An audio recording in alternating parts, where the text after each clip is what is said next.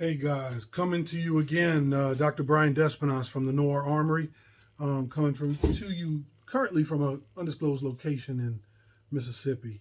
A friend of mine asked me to do a video and a demonstration on some heating sources for preppers and people who are trying to get ready, or if you're in the Northeast and y'all went through that storm, that blizzard, you know, you need to be prepared. Too many people died. I think it was 28 of exposure.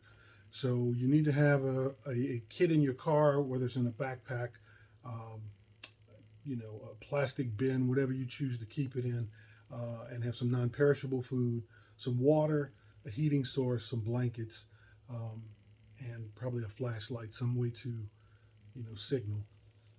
Okay. This one specifically is on how to refill these 1 pound tanks from a 15 pound tank. And I use what's called a gas one valve. This is the 15 pound tank, and the gas one valve fits right on here. And once you have the gas valve in place, the smaller receptacle or 1 pound can is placed onto that valve. Once you screw that onto the valve, you open up the larger valve on the 15 pound and invert it. So you're going to turn it upside down. So it's going to have this kind of configuration, right? Upside down. And your bottle will be sticking from here on the gas one valve. All right. Super easy. I know that's a large purchase. Maybe the first time you get a 15 pound tank, probably 40 to 50 bucks. But as you recycle them and return them in, you will get money for them, and they'll be cheaper, right, for your refills. They do sell 5 pound tanks, but they cost just as much as these 15 pound tanks in the research I've done online. So it's more economical to get you a 15 pound tank, even if you have to leave it on your carport, wherever, and keep 3 or 4 of these 1 pounds in your trunk, right? Now, why would you keep that? Because these are some heating sources I'm about to show you. This is called the Mr. Heater. This screws right into here in the bottom, right, and becomes a heating source.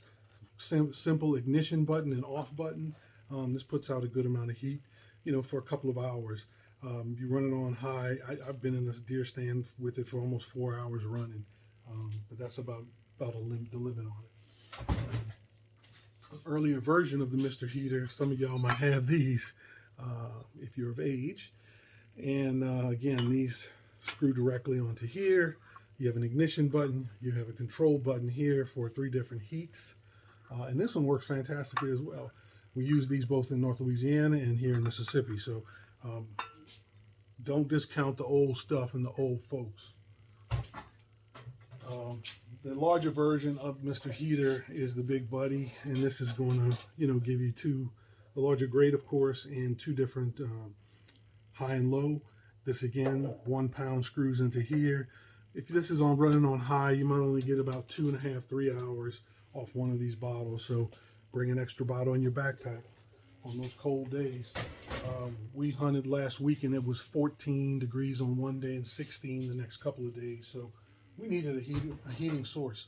Again, this is a video kind of aimed at a friend of mine, and I respect her a lot. And she's a firearms instructor now. Congratulations.